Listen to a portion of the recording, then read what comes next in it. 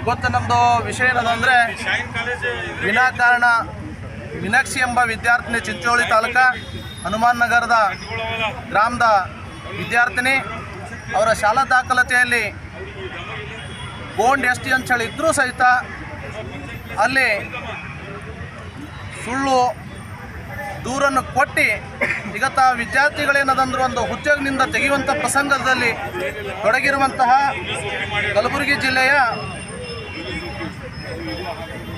ಸುಳ್ಳು ಜಾತಿ ಹೋರಾಟ ಸಮಿತಿಯ ಅಧ್ಯಕ್ಷರು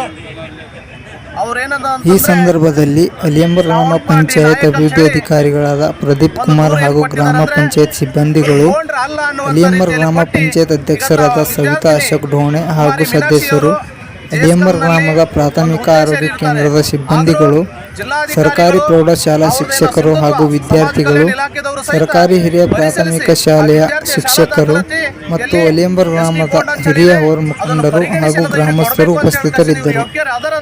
ಸಮಾಜ ಕಲ್ಯಾಣ ಇಲಾಖೆದವರು ದೃಢಪಡಿಸಿದ್ದಾರೆ. ಆದರೆ ಜಿಲ್ಲಾಧಿಕಾರಿಗಳು, ಗುಲ್ಬರ್ಗ ಜಿಲ್ಲಾಧಿಕಾರಿಗಳು ಅದಕ್ಕೆ ಸ್ಪಂದಿಸಿಲ್ಲ.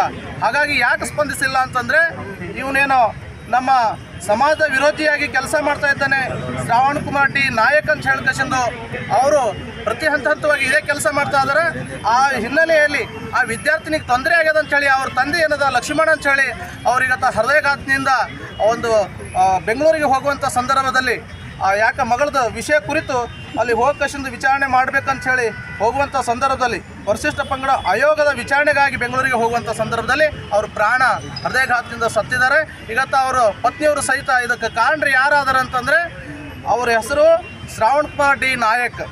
ಅವರೇನದ ಪರಿಶಿಷ್ಟ ಜಾತಿ ಹಾಗೂ ಪರಿಶಿಷ್ಟ ಪಂಗಡಗಳ ಸುಳ್ಳು ಜಾತಿ ತಡೆ ಹೋರಾಟ ಸಮಿತಿ ಅಧ್ಯಕ್ಷರಾಗಿದ್ದಾರೆ. ತಕ್ಷಣ ಗುಲ್ಬರ್ಗ ಜಿಲ್ಲಾ ಆಡಳಿತ ಪೊಲೀಸ್ ವರಿಷ್ಠ ಅಧಿಕಾರಿಗಳು ಆ ಶ್ರಾವಣ್ ಕುಮಾರ್ ಡಿ ನಾಯಕನ್ನು ಬಂಧಿಸಬೇಕು. ಮತ್ತು ಮೀನಾಕ್ಷಿ ಏನು ಅವ್ರ ಹುದ್ದೆಯನ್ನು ಕಳೆದುಕೊಂಡಿದ್ದಾರೆ, ಅವರಿಗೆ ಸರ್ಕಾರದಲ್ಲಿ ಏನದಂತಂದರೆ ಅವರಿಗೆ ನ್ಯಾಯ ಒದಗಿಸ್ಕೊಡ್ಬೇಕನ್ನುವಂಥ ಮಾತನ್ನು ಈ ಸಂದರ್ಭದಲ್ಲಿ ಹೇಳ್ತೀವಿ. ಬೀದರ್ ಜಿಲ್ಲೆಯಿಂದ ಈ ಹೋರಾಟದ ಮುಖಾಂತರ ಹೇಳೋದು ಒಂದೇ ಬಯಸ್ತೀವಿ, ಒಂದು ವಾರದೊಳಗಾಗಿ ಅವ ಶ್ರಾವಣ್ ಕುಮಾರ್ ಡಿ ನಾಯಕಿಗೆ ಬಂಧಿಸಬೇಕು. ಇಲ್ಲಾಂದರೆ ಹಂತ ಹಂತವಾಗಿ ಹೋರಾಟ ನಡೀತದೆ. ಮೀನಾಕ್ಷಿಗೇನು ಸರ್ಕಾರದಲ್ಲಿ ಹುದ್ದೆ ಸಿಕ್ಕಿದೆ, ಆ ಹುದ್ದೆದಿಂದ ಏನು ಕಂಗೊಳಿತ ಆಗಿದ್ದಾಳೆ, ಅವಳಿಗತ್ತ ಬೇರೆ ಕಡೆ ಏನದ ಸಂಕಷ್ಟದಲ್ಲಿದ್ದಾರೆ, ಅದಕ್ಕೆ ಸರ್ಕಾರ ನೆರವು ಕೊಡಬೇಕು.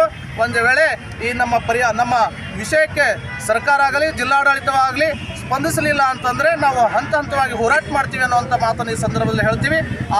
ಆದಂಥ ಕುಮಾರಿ ಮೀನಾಕ್ಷಿ ಅವರ ಕುಟುಂಬಕ್ಕೆ ಏನದಂದ್ರೆ ಈಗ ಗುಲ್ಬರ್ಗ ಜಿಲ್ಲಾಡಳಿತ ಒಂದು ನೆರವು ಕೊಟ್ಟು ಒಂದು ನ್ಯಾಯ ಒದಗಿಸ್ಕೊಡ್ಬೇಕಂತ ಹೇಳಿ ಈ ಸಂದರ್ಭದಲ್ಲಿ ತಮ್ಮ ಮಾಧ್ಯಮದ ಮುಖಾಂತರ ನಾವು ತಿಳಿಸ್ಲಿಕ್ಕೆ ಇಷ್ಟಪಡ್ತಾ ಇದ್ದೀವಿ. ನಮ್ಮ ಹೆಸರು ಸಂತೋಷ್ ಜೋಳದಕ್ಕೆ, ಗೋಂಡ್ ವಿದ್ಯಾರ್ಥಿ ಸಂಘ, ಬೀದರ್.